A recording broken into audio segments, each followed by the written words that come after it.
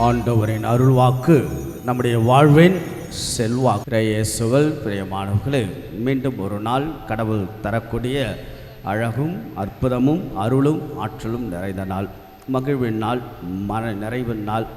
அவருக்கென்று நாம் வாழ்கின்ற போது அது கூடுதலாக நமக்கு இன்னும் நிறைவையும் முழுமையும் செழுமையும் தரக்கூடிய ஒவ்வொரு நாளும் கடவுள் நமக்கு வழங்குகிறார். நேற்றைய நாள் நாம் இயேசுடைய தூய்மை மிகு இதயத்தினுடைய விழாவை நாம் கொண்டாடினோம்.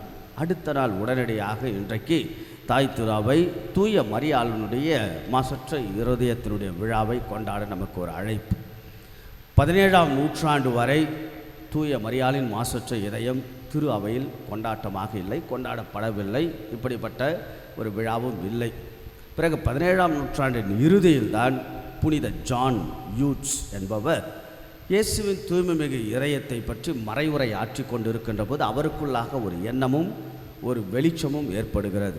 இயேசுவின் இதயத்தை பற்றி பேசுகின்றோம், மரியாளின் மாசற்ற இதயத்தை பற்றி பேசினால் என்ன, அதை பற்றிய பக்தி முயற்சி பரப்பினால் என்ன என்று அவருடைய அந்த ஒரு இன்ஸ்பிரேஷன், அவருடைய முன்னெடுப்பு கடவுளுடைய உந்துதலாக கூட இருக்கலாம்.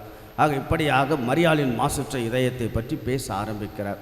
மரியாளின் மாசற்ற இதயம் நிச்சயமாக ஒரு அருள் அடையாளம் என்று இவ்வாறு திரு அவையில் மரியாளின் மாசற்ற இதயத்துடைய பக்தியானது பரவ ஆரம்பிக்கிறது. அதனுடைய உச்சம்தான் 1917ஆம் ஆண்டு மே மாதம் 13ஆம் தேதி போர்ச்சுகல் நாட்டில் அந்த காட்சி நடைபெற்றது. 3 சிறார்களுக்கு அங்கு தான் அந்த காட்சி அழகாக படம் எடுத்து காண்பிக்கப்படுகிறது. அந்த காட்சி நடைபெறும் போது இன்று நாள் விழாவுக்கு ரொம்ப அழகான தொடர்பு. பிரான்சிஸ், ஜெசிந்தா, லூசி, இந்த மூவருக்கும் பாத்திமா அன்னை என்ன சொல்கிறாங்க பாருங்கள்.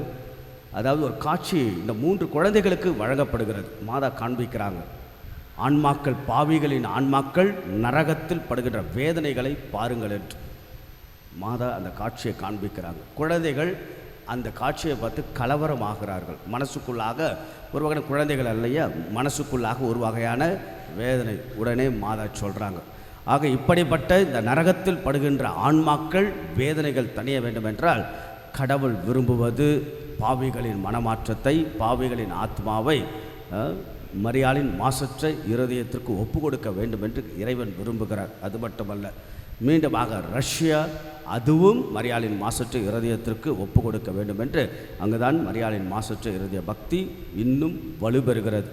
பிறகு நம்முடைய திருத்தந்தையாக அந்த காலத்தில் இருந்த 1942ஆம் ஆண்டு திருத்தந்தை 12ஆம் பத்திநாதர் இந்த விழாவை உலகம் முழுவதும் அறிமுகம் செய்கிறார். திரு அவையையும் உலகம் முழுவதும் கொண்டாட நமக்கு அழைப்பை கொடுக்கிறார். பிறகு குடும்பங்களின் திருத்தந்தை என்று சொல்லப்பட்ட திருத்தந்தை போப் ஜான் பால் II 1981ஆம் ஆண்டு இந்த விழாவை புதுப்பிக்கிறார். இப்படி தான் இந்த வரலாற்றினுடைய விழாக்கள். அன்புக்குள்ளே இந்த விழாவானது எப்படி நாம் புரிந்து கொள்ளலாம் என்றால், அதாவது இயேசு பிறக்கின்ற காலத்தில் ரோமியர்களுக்கு அடிமையாக இருந்தவர்கள் தான் யூதர்கள். ஆகவே மெஸ்ஸியா வருவார், எங்களை காப்பாற்றுவார் என்று காத்து கொண்டிருந்தபோது ஒரு பெண்ணிடம் கடவுள் பிறப்பார் என்று விவிலியத்தில் எழுதப்பட்டதால் அப்போதிருந்த யூத பெண்கள் என்னிடம் பிறப்பாரா, உன்னிடம் பிறப்பாரா என்று அந்த பேச்சுக்கு மத்தியில் கடவுள் அன்னை மரியாளை தேர்ந்தெடுக்கிறாள், மரியாளின் மாசற்ற இதயமாக.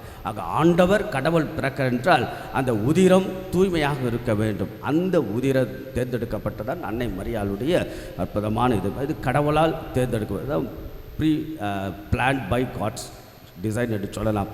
இப்போது அன்னையினுடைய அந்த இதயத்தை நாம் எப்படி பார்க்கலாம் என்றால், நம்பர் 1, அன்னையுடைய இதயம் இறை வார்த்தையின் இதய துடிப்பான இதயமாக நாம் பார்க்கலாம். அதாவது பேராயர் ஃபுல்டன்ஜேஷன் அழகாக சொல்லுவார், இறை வார்த்தை அன்னை மரியாளுடைய உதிரத்தில் உருவாவதற்கு முன்பே உள்ளத்தில் உதரப்பட்டது, உள்ளத்தில் உருவாக்கப்பட்டது என்று. ஆக இறை வார்த்தையை தியானிக்கின்ற அந்த இறை வார்த்தைக்கு உரு கொடுக்கிற இறை வார்த்தையை சிந்திக்கக்கூடிய நாளுடைய நற்செய்தியில் கூட இவற்றையெல்லாம் அன்னை மரியாள் சிந்தித்து கொண்டிருந்தாள் என்று இறை வார்த்தையை தன்னுடைய இதய துடிப்பாக வைத்து செயல்பட்ட ஒரு அழகான அற்புதமான இதயம்தான் அன்னை மரியாளுடைய இதயம்.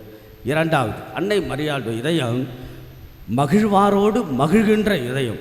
அது எப்படி என்றால், எலிசபெத் அம்மாள் முதிர்ந்த வயதில் கருவுற்ற என்று சொன்னவுடன் அன்னை மரியாள் சென்று அவருடைய மகிழ்ச்சியிலும் பங்கெடுக்க, அதனால் குழந்தை துள்ளிற்றென்று. ஆக எங்கு மகிழ்ச்சி இருக்கிறதோ அங்கு அன்னை மரியாள் மிக மகிழ்வோரோடு மகிழ்கின்ற இதயமாக. 3வது, அழுவாரோடு அழுகின்ற இதயம் அன்னை மரியாளுடைய இதயம். கானாவு திருமணம், அங்கிருந்த அந்த மனவேதனை, அங்கிருந்த பற்றாக்குறை, அங்கு சென்று அன்னை மரியாள் உதவி செய்கிறாள். ஆக எங்கு கவலையும் அழுகையும் அங்கலாய்ப்பும் இருக்கிறதோ அங்கேயும் அன்னை மரியாள் இருக்கிறாள்.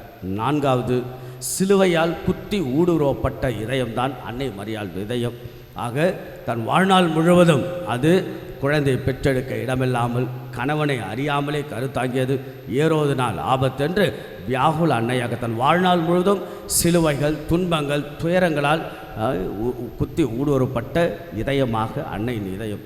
ஐந்தாவது, உலக மாந்தருக்காக இடைவிடாமல் இயங்குகின்ற இதயமாக நம்ம எல்லோருக்கும் பரிந்துரைக்கின்ற. இதனால தான் திரு அவை என்ன செய்கிறது, இயேசுவின் இதயத்தால் நாம் ஒப்பு கொடுக்கப்பட நமக்கான ஒரு இதயம் பரிந்துரைத்து கொண்டே இருக்கிறதால் அன்னையினுடைய இதயம். ஆக அன்புக்குரியவர்கள், நாம் கூட நம்முடைய வாழ்க்கையில் இறை வார்த்தையின் முன்னுரிமை கொடுக்கின்ற இதயமாக, மகிழ்வாரோடும் அழுவாரோடும் பங்கெடுக்கின்ற இதயமாக, இடைவிடாமல் நாம் நம்முடைய வாழ்க்கையை அன்னை மரியாளிடத்தில் ஒப்பு கொடுத்து பரிந்துரைக்கின்ற அன்னை மரியாளுடைய பங்களிப்பை பெறக்கூடிய இதயமாக, மக்களாக நாம் வாழ இந்த நாளுடைய திருவிழாவை அன்னையின் பாதத்தில் ஒப்பு கொடுப்போம். அன்னை நமக்காக என்னாலும் பரிந்து பேசிக்கொண்டே இருப்பாள். அன்னையினுடைய அருள் உதவியை கேட்போம். திருப்பலின் வழியாக செபிப்போம்.